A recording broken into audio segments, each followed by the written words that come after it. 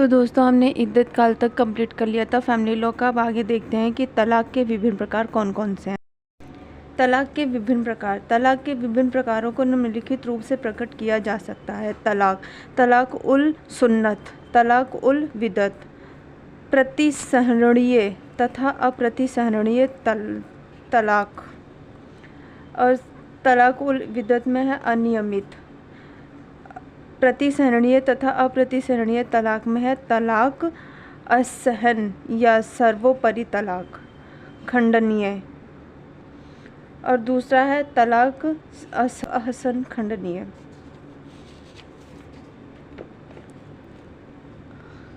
तलाक उल सुन्नत के दो रूप होते हैं। नंबर 1 तलाक अहसन तथा नंबर 2 तलाक हसन। अहसन तलाक का सर्वोच्चतम ढंग से होता है, जिसमें तलाक की घोषणा पति द्वारा पत्नी के तोहर काल में की जाती है। यदि मासिक धर्म न हो तो तोहर काल में तलाक के उच्चारण का नियम लागू नहीं होगा तथा तलाक किसी भी समय दिया जा सकता है।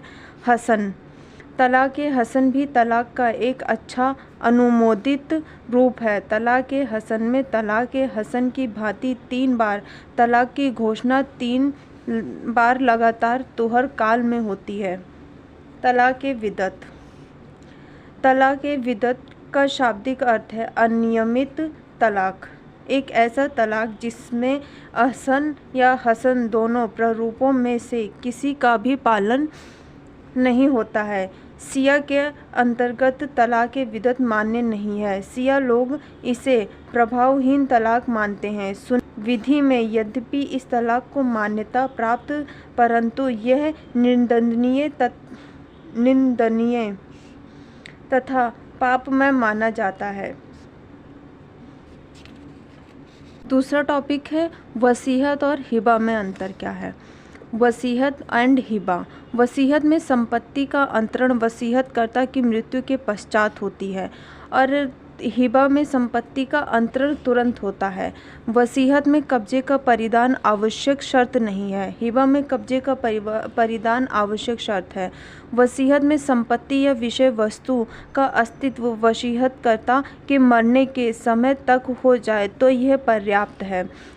हिबा में विषय वस्तु का दान समव्यवहार के समय अस्तित्व में होना आवश्यक है। वसीयतकर्ता अपनी संपत्ति के 1/3 1/3 से अधिक की संपत्ति का वसीयत नहीं कर सकता है तथा अपने उत्तराधिकारियों के पक्ष में वे वसीयत नहीं कर सकता है। हिबाकर्ता के दान करने के अधिकार पर कोई प्रतिबंध नहीं है, वह अपनी संपूर्ण संपत्ति दान में दे सकता है। वसीयतकर्ता अपने मृत्यु के पूर्व अर्थात वसीयत के प्रभावी होने से पूर्व उसे विखंडित कर सकता है। हिबा को न्यायालय की अज्ञापित डिक्री द्वारा ही विखंडित किया जा सकता है। 4 वसीयत के संबंध में मूसा का सिद्धांत लागू नहीं होता। नंबर 4 हिबा के संबंध में मूसा का सिद्धांत लागू होता है। बालित शून्य विवाह। मुस्लिम विधि के अंतर्गत विवाह के लिए निर्धारित स्थायी प्रतिबंध के उल्लंघन में किया गया विवाह शून्य या बालित होता है।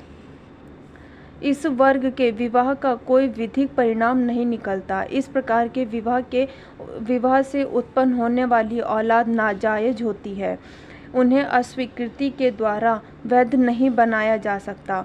शून्य या बालित विवाह के कुछ उदाहरण निम्न हैं। नंबर 1 विवाहित स्त्री के साथ बिना तलाक लिए किया गया विवाह जिसकी प्रक्रिया है। नंबर 2 रक्त संबंध के अंतर्गत किया गया विवाह। नंबर 3 विवाह से संबंधित स्त्री सास के साथ किया गया विवाह। धात्रीय संबंध के उल्लंघन में किया गया विवाह। मुस्लिम विधि के अंतर्गत विवाह के निषिद्ध अस्थायी प्रतिबंध के उल्लंघन में संपन्न विवाह अनियमित या फासिद विवाह कहलाता है। अनियमित विवाह की विशेषता यह है कि ऐसा विवाह कुछ प्रयत्न करने पर नियमित हो जाता है या कुछ समय पश्चात प्रतिबंध दूर होने पर अनियमित विवाह नियमित विवाह हो जाता है। अनियमित विवाह के निम्नलिखित उदाहरण हैं। नंबर 1, 4 पत्नियों के रहते हुए 5वीं स्त्री से विवाह किया गया। नंबर 2, साक्ष्यों के अभाव में किया गया विवाह। ऐसी स्त्री जो इद्दत काल का पालन की है उससे किया गया विवाह। धार्मिक प्रतिबंध के अंतर्गत किया गया विवाह। नंबर 5, एक साथ 2 सगी बहनों से किया गया विवाह। हक शुफा या पूर्व क्रियाधिकार। हक शुफा एक ऐसा अधिकार है जो अचल संपत्ति के स्वामी को अधिकृत करता है कि वह अपने पड़ोस की संपत्ति या संयुक्त संपत्ति के किसी अंश को खरीद ले जिसका विक्रय किसी अजनबी व्यक्ति को किया गया है। हक शुफा के विभिन्न विद्वानों अपने शब्दों में परिभाषित किया गया है जो निम्नलिखित है। हक शुफा से आशय है कि बेची गई भूमियों का उतने मूल्य पर स्वामी हो जाना जितने पर क्रेता ने उसे खरीदा हो, चाहे भले ही वह न बेचना चाहता हो। हिवाया। Case number 1, Govind Dayal versus Inayat-ud-Daula के बाद में न्यायमूर्ति महमूद ने हक शुफा को परिभाषित करते हुए कहा कि हक शुफा एक ऐसा वसीयत प्राप्त अधिकार है जिसके द्वारा सहस्वामी, सहभागीदार या पड़ोसी अपनी अचल संपत्ति अपरिचित क्रेता को बेचने पर उस संपत्ति पर क्रेता का समान संपत्ति का मूल्य चुकाकर ग्रहण कर सकता है। हिदायत के अनुसार यदि कोई पुरुष किसी ऐसे बच्चे का जो अपने बारे में कुछ बता सके, पिता होना या कहते हुए यह मेरा पुत्र है, अस्वीकार करे और पक्षकारों की आयु ऐसी हो जिससे एक को दूसरे का पिता माना जा सके और बच्चे का पिता किसी दूसरे को न समझा जाता हो और बच्चा स्वयं अस्वीकृति को सही माने तो अस्वीकृतिकृत करने वाले में उसका पितृत्व स्थापित हो जाता है, क्योंकि पितृत्व का मामला ऐसा होता है जो केवल अस्वीकृतिकृत कर्ता को ही प्रभावित करता है और किसी व्यक्ति को नहीं। मान्य अस्वीकृति के लिए निम्नलिखित आवश्यक शर्तें। बच्चे का पिता अस्वीकृतिकर्ता के अलावा किसी अन्य पुरुष को न समझा जाता हो। नंबर 2, जिस बच्चे को अस्वीकृतिकृत किया जा सकता है वह व्यभिचार का परिणाम ना हो। मुस्लिम विवाह की परिभाषा।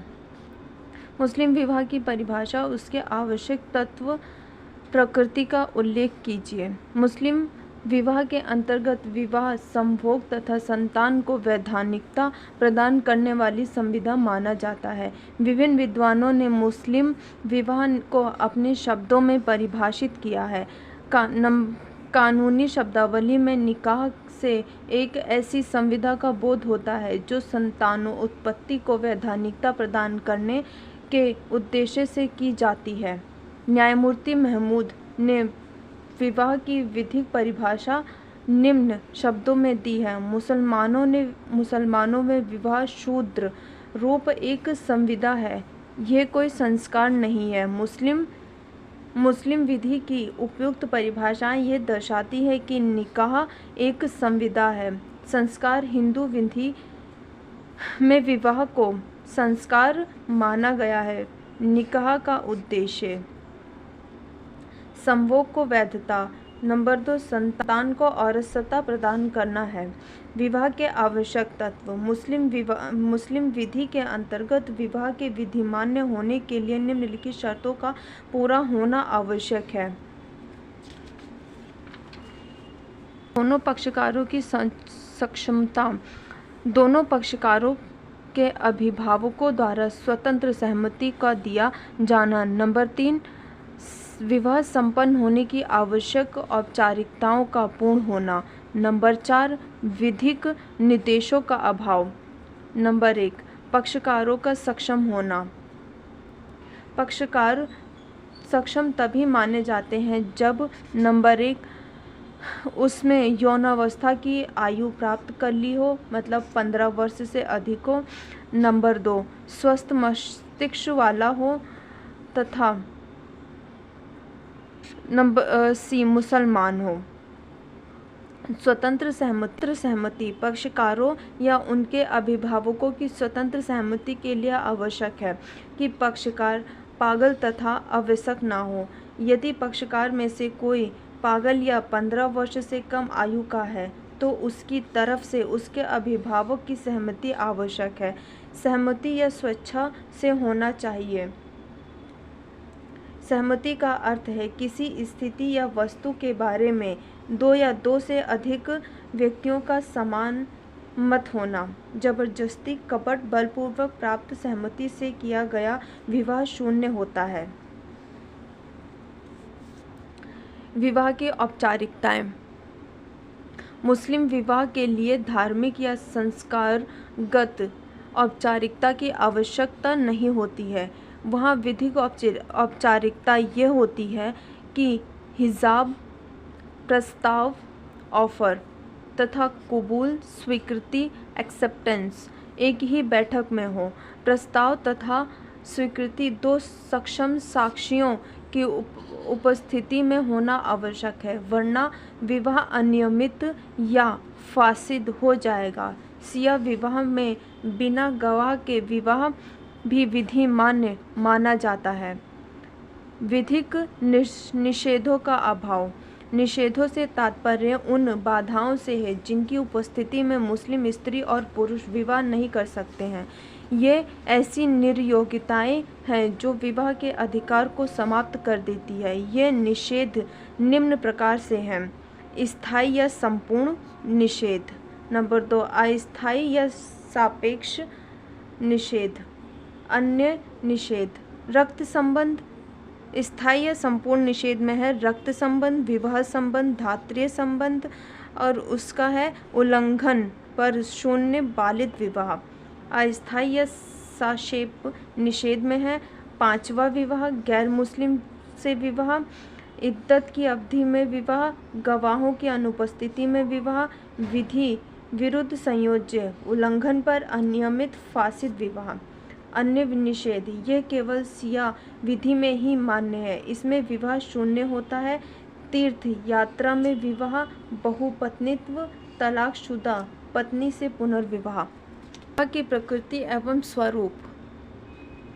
मुस्लिम विधि के अंतर्गत विवाह एक संविदा है, अतः इसकी प्रकृति संविधिक ही मानी जाती है। यद्यपि हिंदू विवाह में भी संविदा के कई तत्व विद्यमान हैं, क्योंकि हिंदू विवाह की प्रकृति संस्कारगत मानी जाती है। क्योंकि हिंदू विधि के अंतर्गत विवाह के लिए कुछ धार्मिक अनुष्ठानों का होना आवश्यक है।